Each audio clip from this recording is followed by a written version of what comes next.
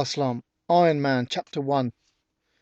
The fall air was crisp outside the Long Island headquarters of Stark Industries, but no one in the conference room was thinking about the temperature or the gorgeous foliage that had been seen on the grounds of the sprawling complex. If anything, it was far cooler within the well-appointed room with its oak paneling, teak table, and deep leather swivel chairs.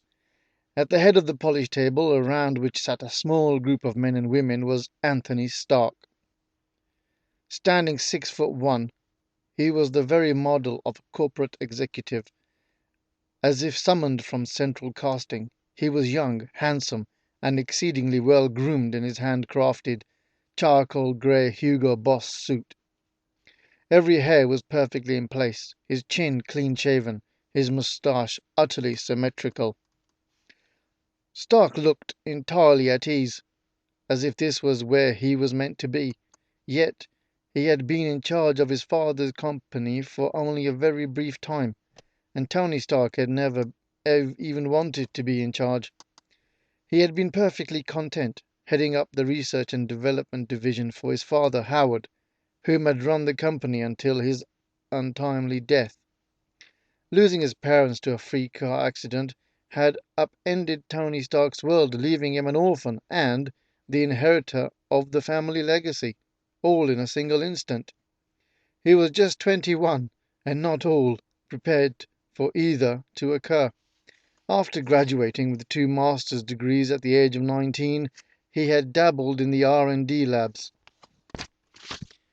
but preferred chasing women and drinking with either his pal Tiberius Stone or his cousin Morgan Stark, whom also showed no interest in the family business.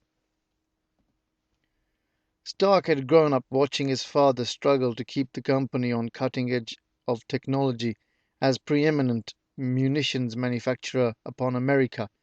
Howard Stark had put in endless hours at the office, which had been fine for the teenage Tony, whom preferred uninterrupted tinkering in the labs or dating fabulous-looking women whom were attracted by his wealth and good looks. His mother Maria had chuckled over Tony's excesses in both fields, often saying that the chip didn't fall from the silicon factory. How he missed them both, especially now. This was the very room in which Howard had announced to the board of directors that he had become the majority shareholder, having bought out his brother Edward, whom failed to share his vision for the future. The board had liked having 2 brothers around, letting them snipe at each other, so that the chairman, now gone, could manipulate them freely and profit at their expense. When Howard took over, he quickly maneuvered the chairman, whom emeritus status, thus becoming the CEO and chairman of the board. The directors had been cold-cocked, but shock turned to delight when Wall Street signaled its approval overnight with a 25-point jump in the stock. Howard had known how to read a spreadsheet, negotiate peace between feuding departments, and mollify a board that couldn't see past the quarterly dividend. Tony did not share those same skills, not yet anyway. What they did have in common was a passion for technology and an ability to judge character. As a result, Stark Industries continued to recruit the best and the brightest, often sending the CEO to Stanford and MIT to personally recruit the most promising seniors. Despite his look of calm, Tony would much rather have been on a campus now, sharing a beer with a promising engineer instead of facing a dozen hostile glares. Well, Stark, what do you have to say for yourself? The speaker was Letitia Dandridge, a veteran member of the board and one whom usually led the pack when they were feeling rabid. She was well past 60 and had gone for one facelift too many, as far as he was concerned. Her tightly tailored pants suit revealed that she was a gym hound, and he knew for a fact that she had little else to do with her life these days other than work out and bait him. Diversification is the answer, he said in reply. You know that as well as I do, Letitia. Yes, but it is necessary to gut our most profitable programs in the process, she countered. All heads swiveled back and forth between the two. Dandridge always kept herself at the exact opposite end of the table, offering her a clear line of fire, and they needed was an umpire and ball boys. Munitions will no longer provide predominant revenue stream for Stark Industries, he said, voicing a mantra he'd been forced to repeat several times since the beginning of the meeting, more than half an hour earlier. The world is changing, Letitia, and we need to change with it. It's becoming a very dangerous place, and all too quickly a country where supply weapons to today can become our sworn enemy without warning. I still don't buy it, she said dryly. What prompted this alarming change of heart? She wasn't going to give an inch, and the board was happy to let her challenge him. After all, munitions were what had placed the company on the map under Isaac Stark, Sr., more than a century ago. For decades they had been CI's bread and butter.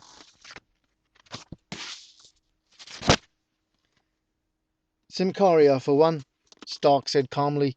Eastern Europe boasts several of our best clients, and the landscape there is constantly shifting. I, for one, don't like the idea of having our tech falling into wronger hands, but by diversifying and moving more heavily into electronics, aerodynamics, and engineering, we can cut back on arming countries that may no longer share our world view.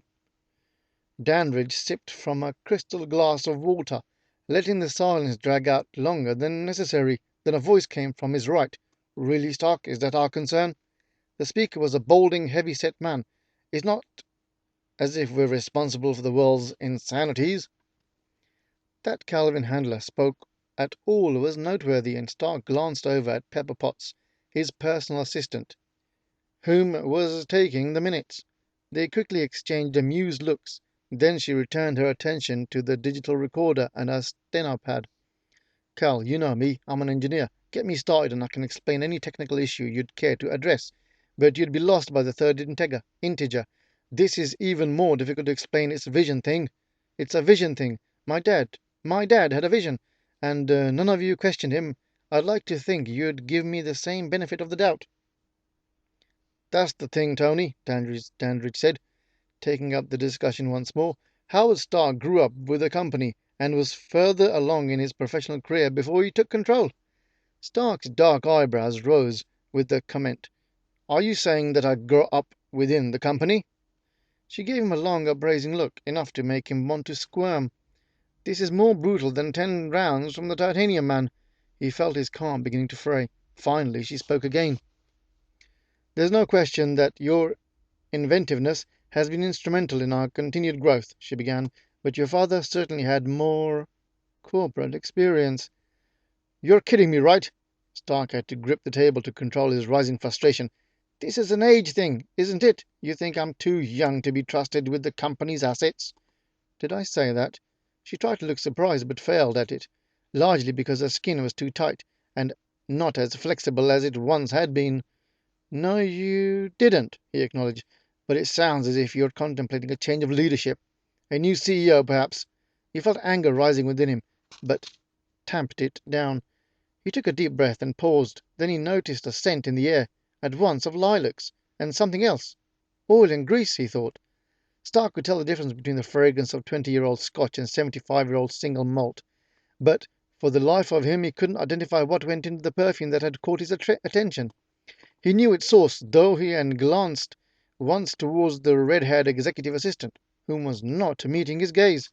Calm down, Tony, Handler interjected. The board isn't seeking a new CEO. That earned the obese man a look from Dandridge, which confirmed that she was up to something. It was time for him to take charge of the situation. It was time for him to take charge of the situation. Need I remind you all that I controlled the majority shares my father controlled, and I have no intention of relinquishing them, he said through gritted teeth. So even if you did have something in mind, it would be doomed to failure from the start. Is that understood? Felix Alvarez, his corporate attorney, was seated nearby. Looking bored by all of this sniping, yet he nodded his close-cropped head, a motion that wasn't lost on Stark's opponents. That's not what we're suggesting, Dandridge said, trying to snatch back the initiative. Let me assure you, no one is questioning your position. You're damned right, Stark replied. There's no need for such language, Dandridge protested. Letitia, I'll use whatever language I feel is appropriate to the situation, he asserted, much like I'll decide what we create and what we sell.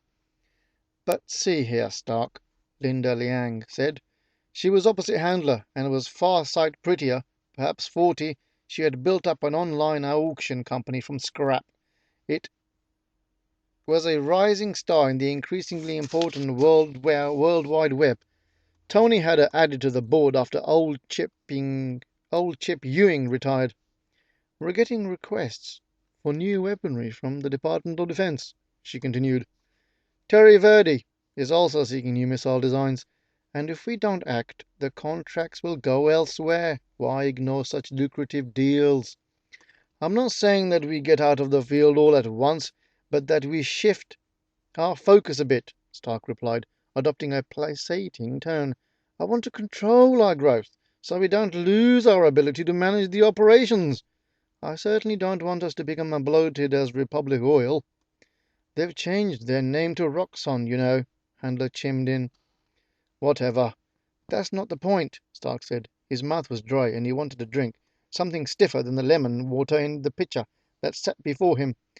The point is, from my time in R&D, I know that we're on the verge of significant breakthroughs that will help NASA get back to the moon and enable the airlines to save on jet fuel. Those could be significant revenue streams, as long as we don't have all our resources tied up elsewhere. Peering around the room, he delivered the bottom line. I'm just asking that we stop making so many bombs and build more useful stuff. Stuff? Liang echoed with a hint of a smile. Ouch, he thought. When we're done building it, I'll know what to call it, Stark declared, recognizing that he had at least one ally in the room other than Pepper. Look, Edison, didn't we have a roadmap? He just kept tinkering and came up with innovations that changed the world. R&D will be the key to the next big thing. He paused, then continued. This country's needs, in the wake of increased terrorism, both at home and abroad, range from high-tech airport security to faster screening of cargo coming into the country's ports. These concerns alone could help keep us occupied around the clock. Just go with me on this. He sat and studied the faces around the table. Two looked bored, two others stared at him, and clearly they wished they were looking at his father. Danridge seemed thoughtful, and Handler nodded without expression.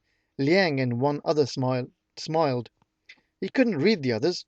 Feeling somewhat encouraged and ready to call the meeting to an end as soon as possible, he began speaking again.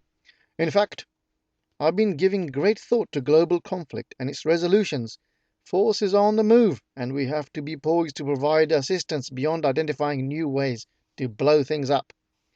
With that, he picked up his copy of the agenda, cleared his throat, and turned to the next item, which just happened to involve the Terry Verdi.